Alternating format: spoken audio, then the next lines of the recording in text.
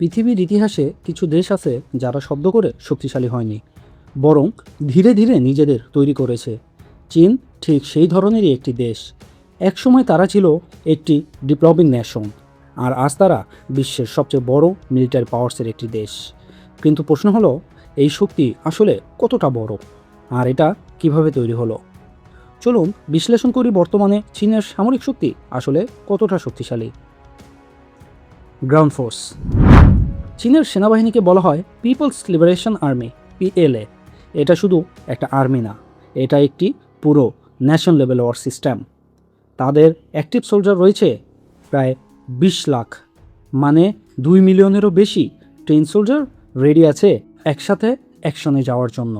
আর যদি রিজার্ভ যোগ করা হয় তাহলে তাদের টোটাল মিলিটারি ম্যান পাওয়ার দাঁড়ায় 30 লক্ষেরও বেশি, যা পৃথিবীর সবচেয়ে বড় স্ট্যান্ডিং মিলিটারি ফোর্স।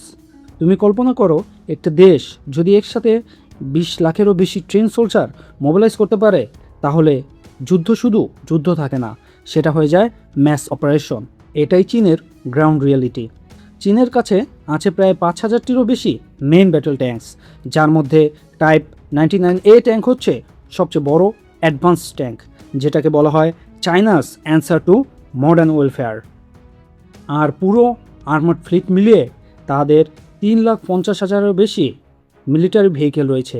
মানে গ্রাউন্ড ওয়ার শুরু হলে চীন শুধু ফাইট করে না, ওরা ফ্লুট করে দেয় ব্যাটেলফিল্ডকে। এয়ারফোর্স। এবার আকাশের দিকে তাকালে দেখা যাবে চীনের এয়ারফোর্স এখন বিশ্বের সবচেয়ে র্যাপিডলি মডার্ন ফোর্সের একটি। চীনের এয়ারফোর্স হচ্ছে এখন এক বিশাল ফ্লাইং ইকোসিস্টেম। তাদের টোটাল এয়ারক্রাফট রয়েছে 3150টি। এর মধ্যে সবচেয়ে গুরুত্বপূর্ণ অংশ ফাইটার জেট রয়েছে প্রায় 1200টি।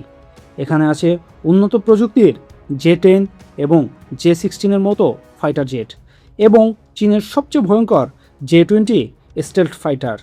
এই এয়ারক্রাফট এমনভাবে ডিজাইন করা যেটা রাডার সিস্টেমকে অলমোস্ট ব্লাইন্ড করে দিতে পারে, মানে এনিমি বুঝতেই পারবে না এটা কোথা থেকে এসেছে।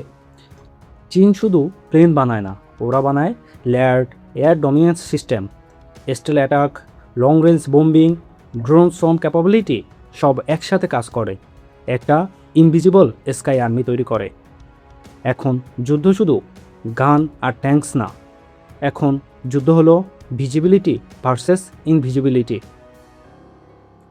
নেভাল ফোর্স। চীনের নেভি এখন বিশ্বের অন্যতম বড় ফ্লিট। তাদের টোটাল নেভাল ওয়ারশিপ রয়েছে 370টি, এবং তাদের এয়ারক্রাফট ক্যারিয়ার রয়েছে 3টি, লায়নিং, স্যান্ডং, এবং সবচেয়ে অ্যাডভান্স এয়ারক্রাফট ক্যারিয়ার হলো ফুজিয়ান, যা সমুদ্রপথে যুদ্ধের মোড় ঘুরিয়ে দিতে সক্ষম।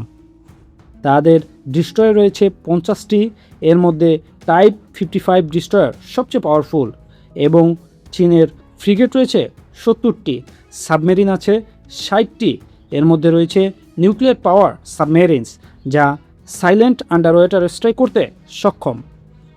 মিসাইল পাওয়ার। চীনের সবচেয়ে ডেঞ্জারাস ব্রাঞ্চ হলো মিসাইল ফোর্স। তাদের DF-21 হলো ক্যারিয়ার কিলার, এয়ারক্রাফট ক্যারিয়ার নিউট্রালাইজ করতে ক্যাপাবল এই মিসাইল। আরও আছে DF-26, যার রেঞ্জ প্রায় 4000 কিলোমিটার। আর চীনে রয়েছে অন্যতম শক্তিশালী মিসাইল DF-41, যার রেঞ্জ প্রায় 12,000 থেকে 15,000 কিলোমিটার। এটি একটি ইন্টারকন্টিনেন্টাল নিউক্লিয়ার মিসাইল, অর্থাৎ চীন এই মিসাইল দিয়ে পৃথিবীর প্রায় যে কোনো জায়গায় টার্গেট করতে পারবে। Nuclear weapon. চীনের রয়েছে প্রায় 500টিরও বেশি নিউক্লিয়ার ওয়ারহেড।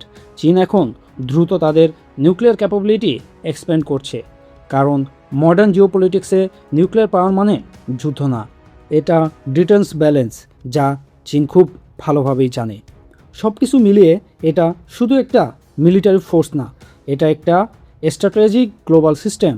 ইতিহাস সবসময় একটা কথা বলে, যে দেশ কোয়াইটলি নিজের পাওয়ার বিল্ড করে তার রাইস হয়তো কখনো ধীরে হয়, কিন্তু ইম্প্যাক্ট হয় সবচেয়ে বড়, যার প্রমাণ ইতিমধ্যে চীন দিয়েছে।